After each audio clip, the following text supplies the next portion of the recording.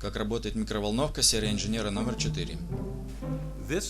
Микроволновая печь является поистине выдающимся инженерным достижением. Быстрый нагрев, то, что делает микроволны такими популярными, стал возможен благодаря энергии, производимой вот этой вакуумной трубкой. Сейчас, если вы вообще представляете себе вакуумную трубку, она, вероятно, находится в радио, как это. Безусловно, крошечные транзисторы микросхемы заменили неуклюжие вакуумные трубки, но их еще слишком рано сдавать в музей. Микрочипы не могут с легкостью заменить вакуумные трубки для выработки энергии, к примеру, для подогрева воды. Микроволновка содержит три главных компонента. Вакуумную трубку под названием магнетрон. Она генерирует энергию, которая подогревает еду. Скрытый в стене волновод, направляющий эту энергию на еду. И камеру, препятствующую просачиванию микроволн наружу, в которую помещается еда.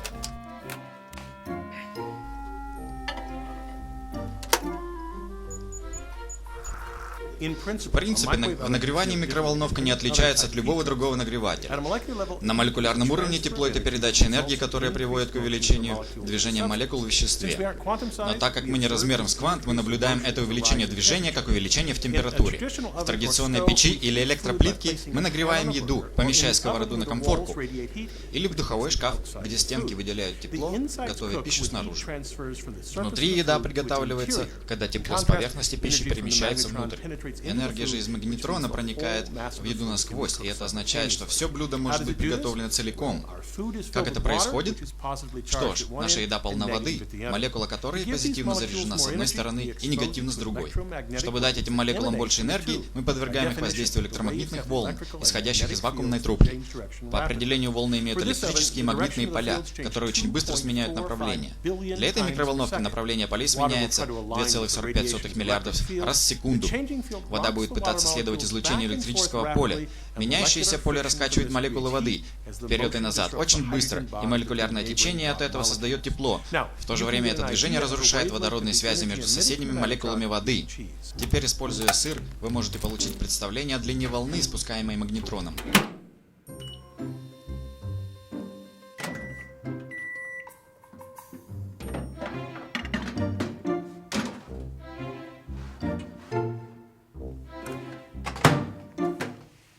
Теперь вы видите здесь места, где сыр полностью расплавился, и места, где он совершенно не тронут. Металлические стенки микроволновки отражают волны только той длины, которая помещается внутри печи.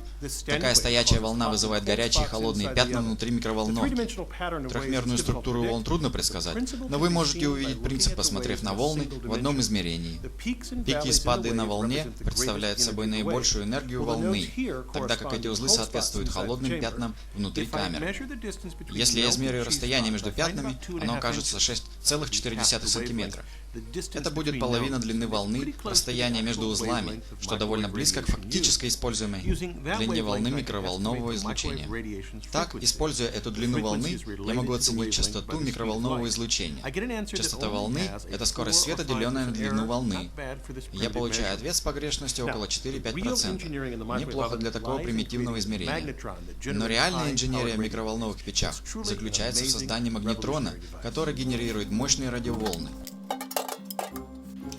Вакуумная трубка внутри.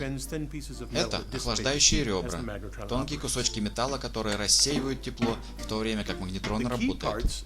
Ключевыми частями являются вот эти магниты и вакуумная трубка. Здесь у меня еще одна, чтобы вы видели, что внутри. Вы подаете большое напряжение через внутреннюю нить и медный анод снаружи. Напряжение заставляет электроны срываться с центра нити, и они летят к медной секции. Нить изготовлена из вольфрама и тория. Вольфрама, потому что он может выдерживать высокие температуры, и тория, потому что это хороший источник электронов. Магниты заставляют электроны поворачивать обратно к центру нити. Мы регулируем магнитную силу так, чтобы вращающиеся электроны пролетали как раз возле отверстий этих полостей. Как дуновение в полунаполненную бутылку заставляет ее свистеть, так и это создает колебательную волну, микроволновое излучение, которое подогревает еду. Это просто удивительно, что эти полости могут быть сделаны с высокой точностью, низкой стоимостью и невероятно высокой надежностью. Я Билл Хаммок, инженер. Это видео основано на главе из книги «8 удивительных инженерных историй». глава раскрывает больше информации по этой теме. Узнайте о книге больше по указанному ниже адресу.